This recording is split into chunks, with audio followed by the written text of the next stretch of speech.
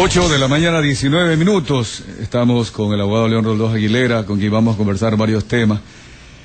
Comenzando sobre la situación del país, abogado León Roldós Aguilera, todas las manifestaciones democráticas y no democráticas que estamos viendo en el día de hoy, las firmas falsas en el Consejo Nacional Electoral. El presidente de la República, en su informe del 10 de agosto, manifestó que la Constitución de Montecristi es garantista. Todo esto nos lleva en algún momento a preocuparnos si realmente perdemos o no la fe en la democracia en el país, y el planteamiento es si debemos mantener el entusiasmo, el optimismo, la esperanza de los mejores días en el país. Bienvenido, buenos días. ¿Cómo ve la situación del país, abogado León Roldós Aguilera, en estos días? Gracias, mi saludo a ustedes que hacen Radio Forever y a todos los que nos están escuchando en el territorio ecuatoriano. Mire, yo creo que hoy día vivimos una situación muy crítica. Estamos ante un gobierno que cada vez concentra más poderes y además, de alguna manera, en el ejercicio abusivo del poder, llegamos a prostituir las instituciones. Yo voy a poner dos ejemplos muy claros. El uno es, todos estamos de acuerdo en que las personas con alguna forma de discapacidad requieren la protección y el auspicio del Estado y de toda la sociedad. Y estamos de acuerdo en que deben trabajar los que sufren discapacidad, las empresas, de acuerdo con la norma legal.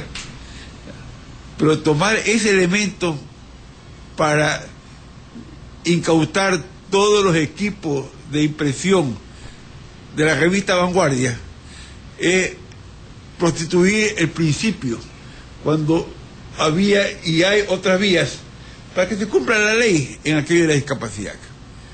Ahora toman aquello de que el Universo publicó una foto autorizada por el señor Agdalá Bucaram de sus hijos con el presidente para decir que se ha violado el Código de la Niñez y la Adolescencia, y hoy día la ministra de Inclusión Social va a presentar una denuncia en la Corte Provincial de Guayas.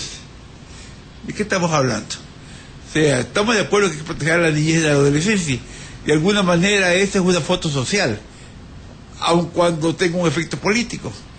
Pero lo absurdo es que el propio gobierno la reprodujo en cadena y en el telégrafo ayer, reprodujo las fotos. O sea, ¿por qué solo cuestionan la que publicó el Universo? A esto voy yo, de que es un país donde cada vez se achican los espacios de la institucionalidad. Yo los escuchaba a ustedes cuando llegaban acá a hablar de la institucionalidad del Estado. Oye, no hay institucionalidad del Estado. Me encontré hace unos días con uno de los magistrados de la Corte Constitucional y conversando, la reflexión fue: mira, nosotros no actuamos con corrupción, quizás por sobrevivencia. ¿Y cuál es la diferencia entre sobrevivir en el cargo y la corrupción? o sea, entonces yo creo que estamos en esto, y más aún quienes están en el entorno del poder lo saben.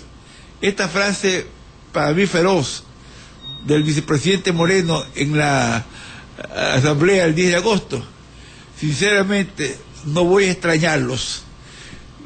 La frase de por sí era dura del vicepresidente de la República, pero el festejo gozoso, casi diabólico, de lo gozoso se pasa a lo diabólico, del presidente Correa, que se moría de risa y se tapaba la cara, pero muerto de risa.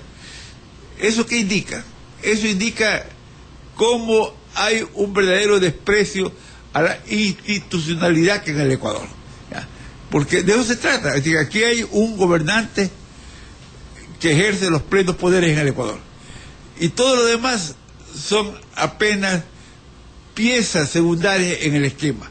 Miren, esto de las firmas. El presidente dijo una verdad.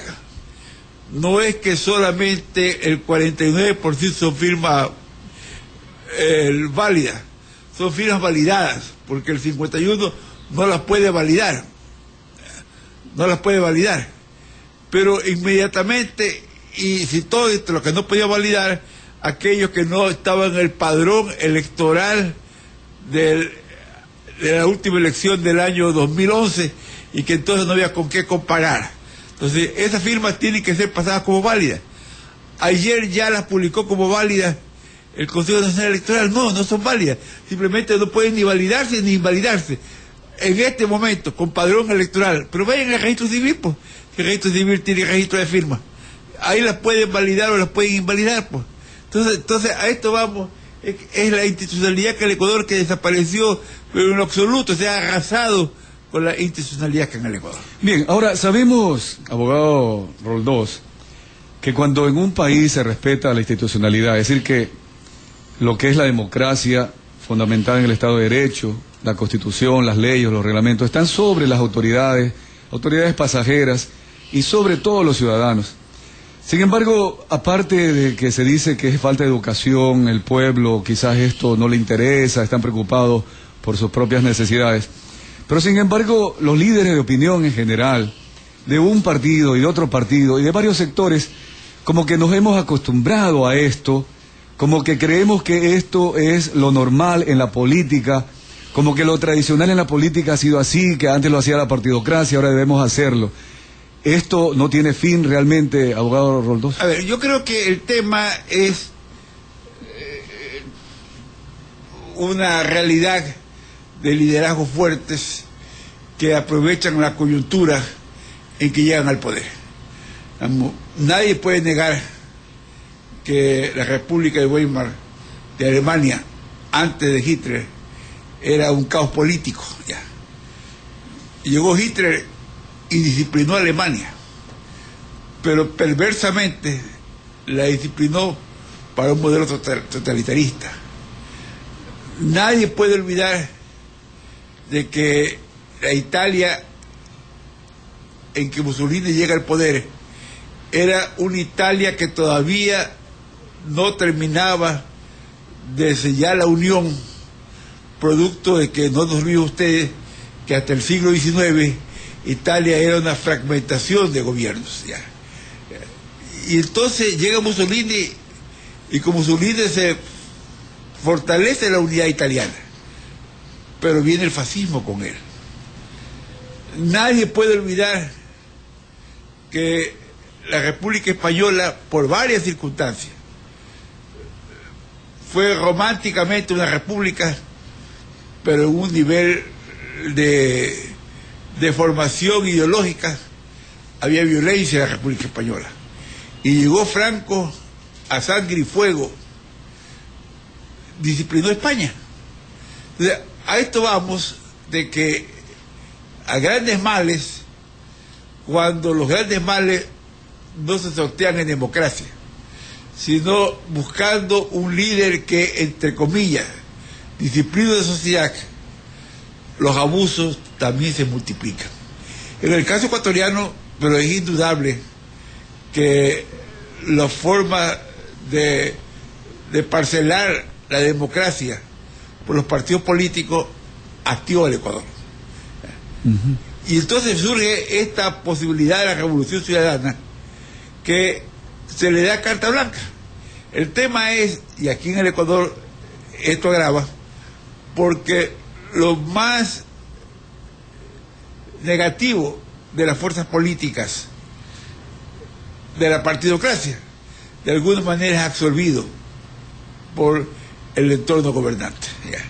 Es decir, eran los que sabían cómo hacer las cosas. Ya, pero yo insisto en que puede aceptarse por un gran volumen de ciudadanos que quizás no conocen la historia, no conocen la profundidad de la ciencia política, pero los líderes de opinión, ya sean a favor, en contra, y también los que hacen gobierno, el mismo presidente de la República, saber que la historia está registrado, que este tipo de manera, el que ganó, ganó todo y el que perdió, perdió todo, por ejemplo, no ha conducido a un buen resultado. Y hay momentos en que se debe rectificar el mismo gobierno, decir, señores, vamos a pensar como estadistas, y también la oposición, pensemos como estadistas y comencemos a respetar la voluntad popular, no cometamos estas trapecías que se dan en las firmas falsas, es decir, recuperar la institucionalidad. ¿Por qué no somos capaces los ecuatorianos de llegar a eso? Mientras el que ejerce el poder porque ahí la principal responsabilidad está en el poder. Mientras que ejerce el poder, no tiene límites para ese ejercicio, es imposible aquello. Digamos, el que crea, y yo no estoy aquí citando ningún tipo de motilamiento popular, el que crea que Correa algún día saldrá por las buenas del gobierno, está equivocado. Digamos, el temperamento de Correa es mantener el poder, porque siempre todo lo que sea contra el poder será conspiración. Esa es su manera de ser. Es decir, aunque sea una crítica constructiva o que sea una sugerencia positiva, pero en la práctica, podría ser considerado como negativo, dice usted. En la práctica hemos visto cómo algunos que discreparon aún dentro del entorno terminaron siendo marginados y además satanizados. Digamos, Correa en alguna entrevista, cuando era candidato del año 2006, dijo que sus personas de confianza eran Alberto Acosta, Patiño y Betty Amores. Hoy día solo está con él Patiño, y a Betty Amores, ¿qué no le ha dicho? Acosta lo ha cuestionado, pero de algún modo tampoco lo ha dejado. Pero a Betty Amores le ha dicho de todo, digamos. ¿Ya? Bueno, también a María Paula Romo y otros colaboradores. Bueno, me refiero a sus palabras. Él dijo que esas eran sus tres D. O sea, eso, a esto es que yo me refiero. O sea, él simplemente va arrasando porque es su personalidad. Ahora, yo quiero decirle algo, lo he dicho aquí otras veces y quiero repetirlo.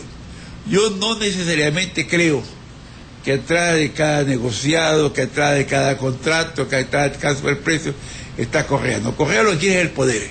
El problema es que los que quieren el poder usualmente forman entornos, ¿ya? Y el entorno se considera con patente de corso. Ese es el problema de los que quieren el poder. No y a la larga que apoyan también al poder porque lastimosamente ese grupo, que no serán todos, usted dice que están buscando su propia conveniencia. Pero claro, si no, ¿a dónde van los sobreprecios? ¿A dónde van los negocios? Orlando. Pero mucho más eso se agrava cuando es el propio mandatario quien aupa esa situación.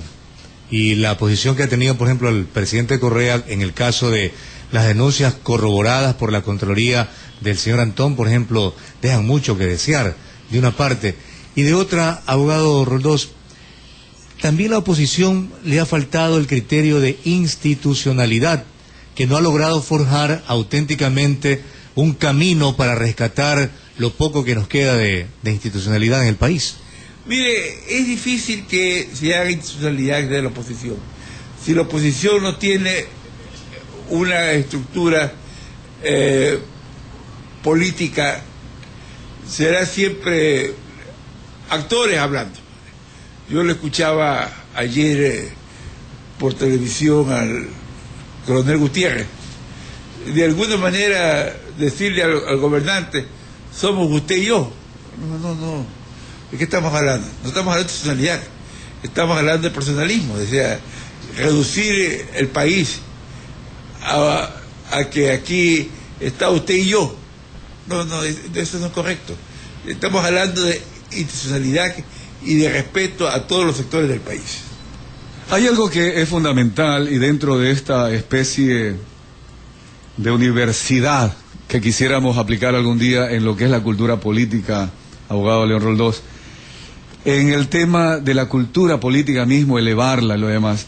A mí personalmente, le digo, muy rara vez mezclo lo personal en una entrevista, me ha sorprendido leer el diario El Telégrafo, que culpa la situación a los asambleístas.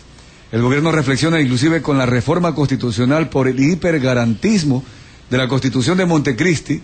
Tengo aquí El Telégrafo. Cuando él mismo apoyó esta Constitución, en algún momento se nos dejó el mensaje de que era una Constitución para 300 años.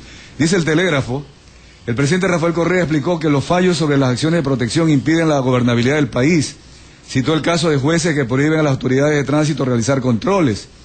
El presidente Rafael Correa dijo que habrá que reformar la Constitución debido al hipergarantismo que existe y que ha dificultado la gobernabilidad del país. ¿Qué opinión le merece a usted que estuvo en Montecristi luchando por una nueva Constitución? A ver, yo creo que en la Constitución fue muy marcada la diferencia entre la parte teórica, retórica de la garantía de los derechos, lo que él llama el hipergarantismo, y la parte de la institucionalización del Estado. La parte orgánica. Claro, yo creo que eso está muy claro. El poema, la retórica.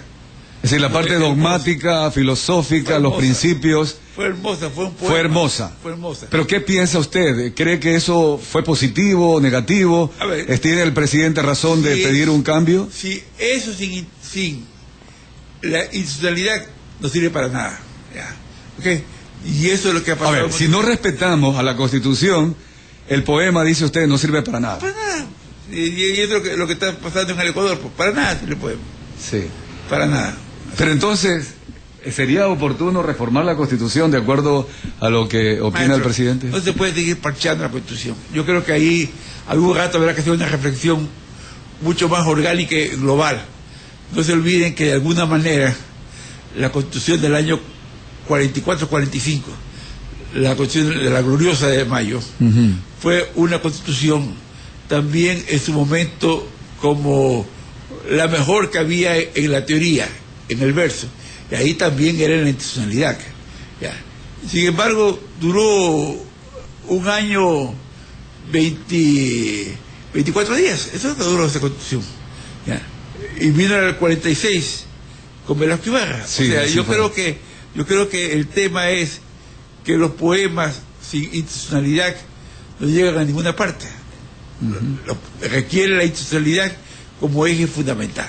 Y el quiebre de la Asamblea fue justamente la institucionalidad. Sin embargo, en este tema de las garantías constitucionales, y para algunas personas que quizás quieran leer el diario El Telégrafo, es la edición del domingo 22 de julio. Allí dan referencia a lo que dijo el presidente en Santa Elena. Se creó esto porque se habla de los derechos humanos de la tercera generación y que la Constitución ecuatoriana de Montecristi daba un paso adelante.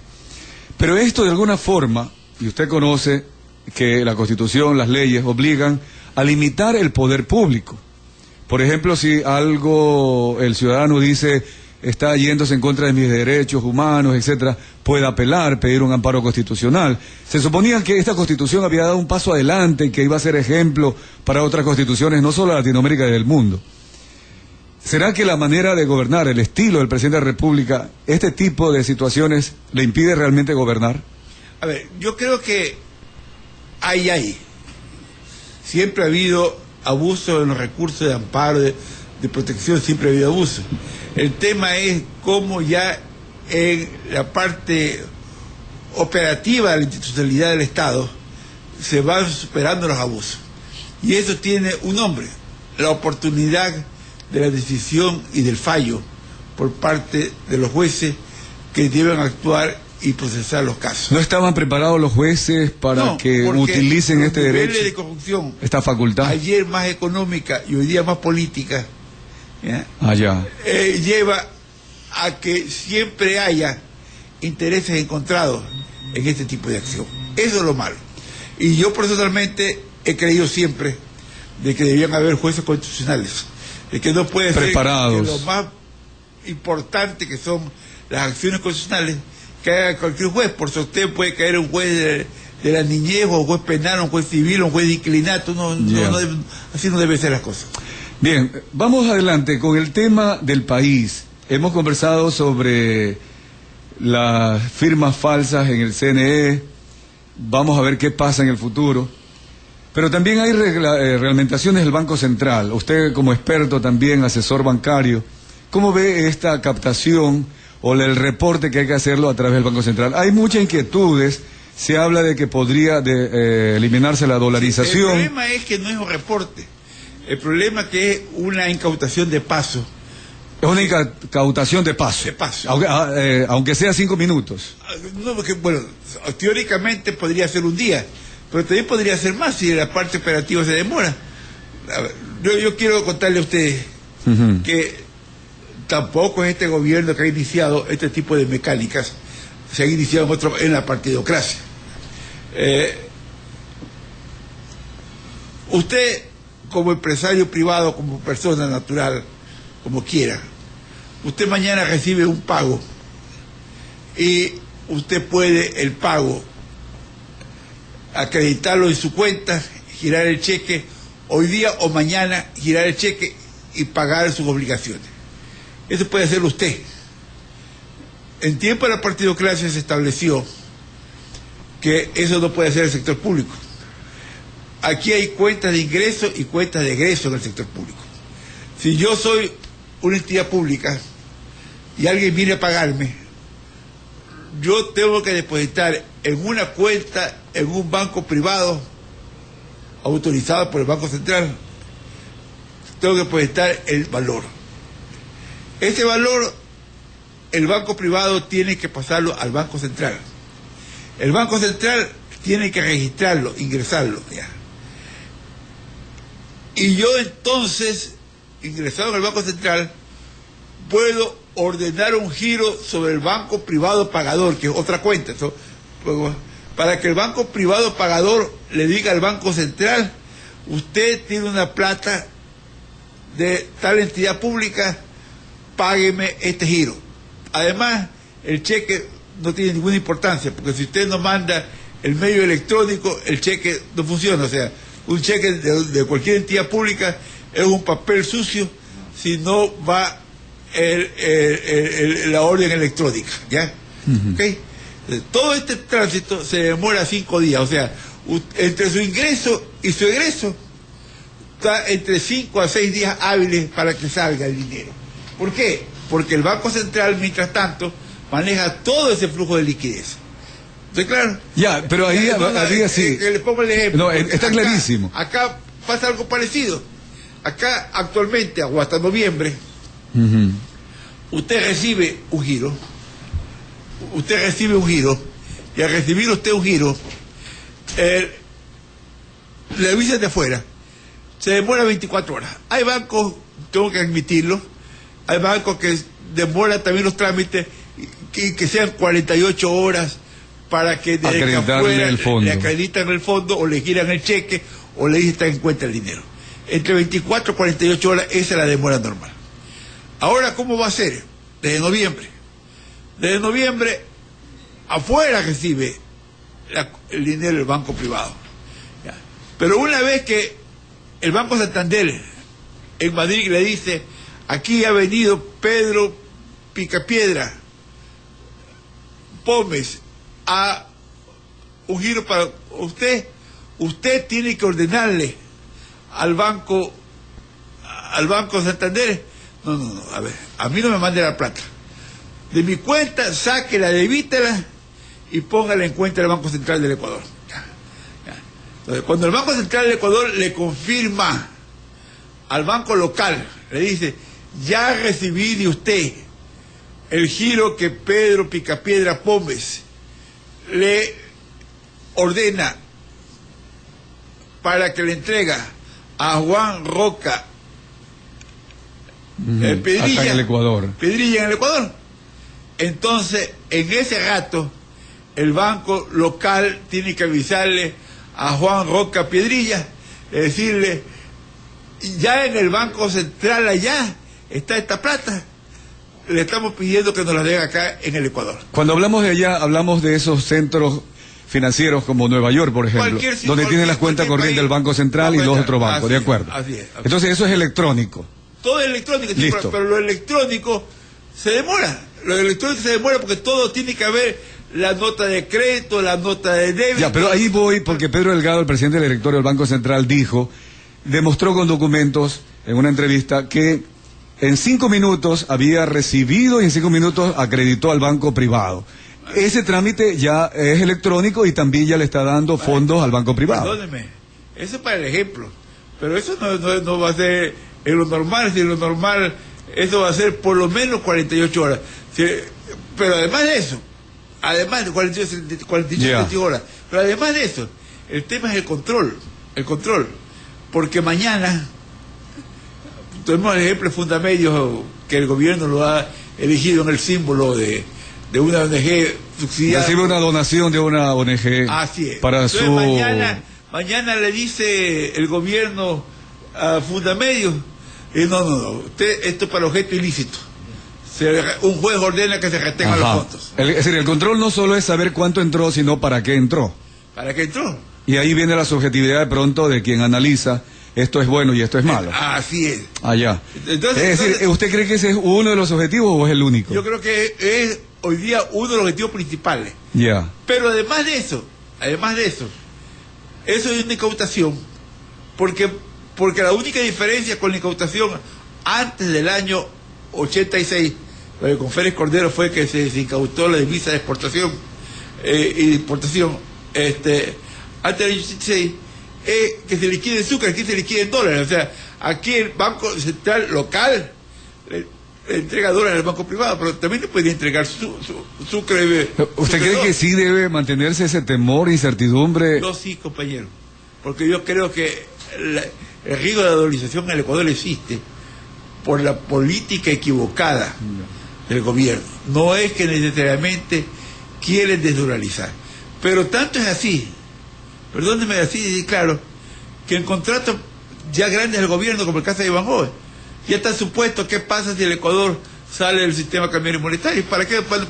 Correcto, sí, es que justamente este tipo de pregunta se la incluyo, abogado León Roldós, porque así como nos preocupamos de que la Constitución sea respetada por todas las autoridades, sabemos que el Banco Central hoy es un instrumento del gobierno, ya no hay la autonomía del Banco Central.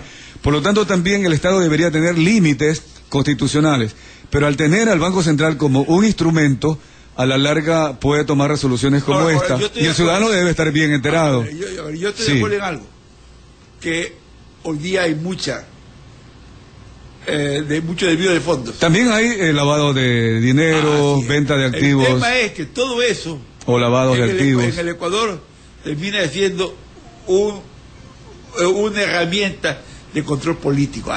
Claro, ese es el riesgo. Por eso que viene la limitación. O sea, porque como no hay institucionalidad, todo eso es ese riesgo. Que queden claro, la Constitución no es solo para limitarnos a los ciudadanos, sino principalmente limitar y exigir al Estado el respeto a lo privado, a lo personal. No necesariamente es virtuoso. De acuerdo. El Estado es el ejercicio del poder por quien esté en el poder. Pero al tener un exceso de poder podría terminar, como usted lo dice, no solo en el aspecto económico, sino más allá también en el aspecto político. Sí, ¿por qué todas estas medidas? Es que falta liquidez al Estado, le faltan recursos al gobierno, la falta de divisas que no están entrando por las exportaciones que están cayendo, tanto agrícolas, bananeras, cuanto textiles, etcétera. De alguna forma le está restando todo eso liquidez al gobierno y necesita, ahora que vamos a una campaña electoral, más recursos. Sí, porque además de eso, el rato que usted entra a un flujo permanente de alrededor de $200 millones, pues será el saldo permanente que estará en el sistema dando la vuelta. El rato que eso se produce, posiblemente el gobierno también va a usar la liquidez propia del Banco Central, porque ya tiene un flujo en el sistema que nace de los saldos que están rotando permanentemente por los giros del exterior. Bien, antes de concluir, abogado León Roldós, voy a leer algunos mensajes de los amigos oyentes y de esto extraeremos algún tema antes de plantearle la última pregunta. Dice Carlos Miguel González, en Montecristi se destruyó el Estado de Derecho para dar paso a un Estado sin derechos para los ecuatorianos. Seguramente va en relación a que esta posibilidad del amparo constitucional, que antes se llamaba amparo constitucional, ahora es acción de protección, ¿no? Podría también ser eliminado si se reforma la Constitución. Otro opinión, dice, por favor, abogado Roldós, lo menos que se puede reclamar hoy es institucionalización, a no ser que esté reclamando lo que para usted es la institución de hacer lo que sea de interés particular y no social como lo es hoy, está equivocado. Piensa que lo que hoy día se está haciendo, nos detenemos aquí, es defender lo social y no los intereses particulares. No, se está defendiendo al Estado, no es necesariamente el Estado lo social, se está defendiendo el abuso desde el poder. Desde el poder. Yo lo he dicho muy claramente. Hay muchas cosas que corregir. Esto mismo de la transferencia era de corregir, pero eso se corrige mediante control de valores, de flujo, no necesariamente por incautaciones temporales. Y algo que debemos tener claro es que el Estado somos todos, y el Estado es la ciudadanía, no es el gobernante, ¿no? En la práctica es el ejercicio del poder. Es el ejercicio del poder, sí, le ponemos en sus manos, porque no hablemos de el actual presidente, este gobierno, sino de todos, pasados y futuros. En el informe de La Nación que dio el presidente Correa dijo: hoy la oposición quiere traer un delincuente lunático para hacerle daño al candidato más opcionado, o sea, él, para las próximas elecciones.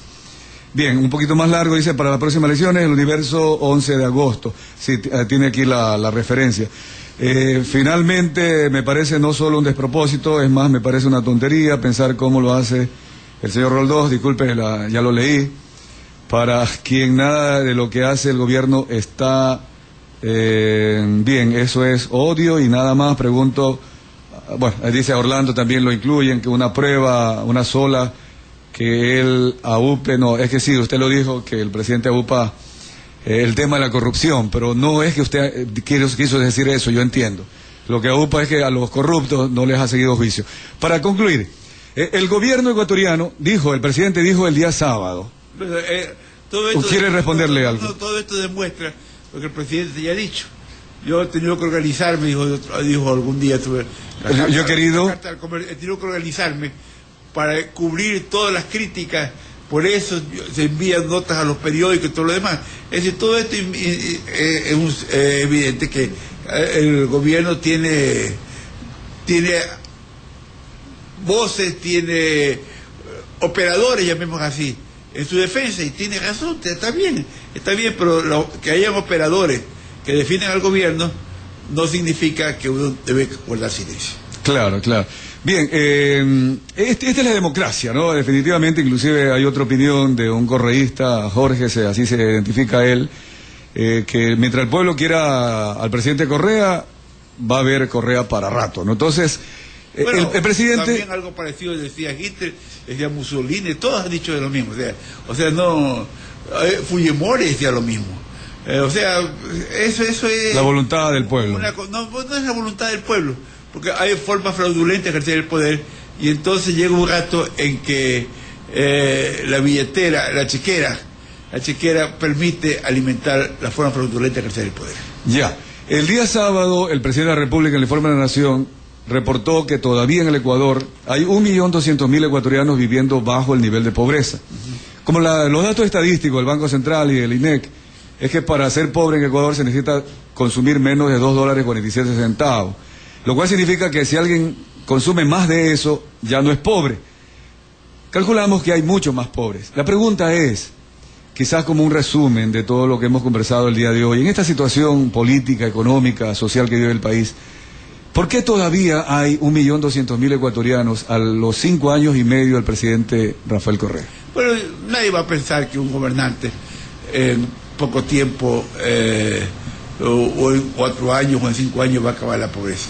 El tema es cuán consistente la lucha contra la pobreza. O sea, yo creo que en el actual gobierno hay cosas que son evidentemente importantes. Yo creo que hay instituciones como el registro civil, por ejemplo, que tiene una mejora sustancial de lo que fue históricamente, pero evidentemente, y algunas otras cosas más también. Creo que las carreteras en el Ecuador, ahí me preocupa son los sobreprecios que se pagaron por algunas carreteras. Pero vamos a lo de fondo, el tema de la calidad. Es decir, yo creo que se ha gastado muchísimo dinero en salud, pero en salud tenemos una deuda grande en el Ecuador. La salud de los hospitales públicos en el Ecuador sigue siendo una salud deficitaria en calidad, en la calidad. Conozco algunos casos cercanos, doctor, y eso da mucha pena, que le están dando cita ya para febrero del 2013, cuando hoy día tiene una enfermedad terrible y quiere resolverla. Así es. O sea, todo es a largo plazo. O sea, hay problemas de calidad en la atención, que no necesariamente depende de la voluntad del presidente. Es decir, ¿cree usted que ha habido la intención, por decir así, pero cuando usted habló de consistencia, se refiere a que no hay un plan realmente específico para erradicar la pobreza, más bien, y por allí, como alguien dijo, lo que se hace con la mano se lo borra con el codo? Sí, porque yo creo que hay mucha corrupción. Y otro tema, que, por ejemplo, yo estoy de acuerdo en que se exalte a los mejores bachilleres que hay en el Ecuador, y que se le abra oportunidades. Yo no necesariamente estudiar afuera es la garantía de que las cosas son buenas. Me parece bien. Pero yo creo que el problema educativo en el Ecuador es justamente el nivel de la línea media del país. Cómo el nivel de la línea media de educación vamos mejorando calidad. Claro. No es solamente el brillante extraordinario, es la línea media. Porque hay mucho por hacer todavía, hay ¿no? muchos que tienen Sí. una catarata de títulos y diplomas y para poco sirven, digamos. Lo cotidiano, la línea media, el universo de los ciudadanos, eso es lo más importante. Le agradezco, abogado Rodolfo Aguilera. Seguramente nos queda, como siempre, muchos temas. Y sí, es importante en el pluralismo ideológico, inclusive, ¿por qué no provocar la controversia? Pero la hacemos con altura, con respeto. Muchas gracias por haber estado con nosotros. Gracias a ustedes. Vamos al corte comercial.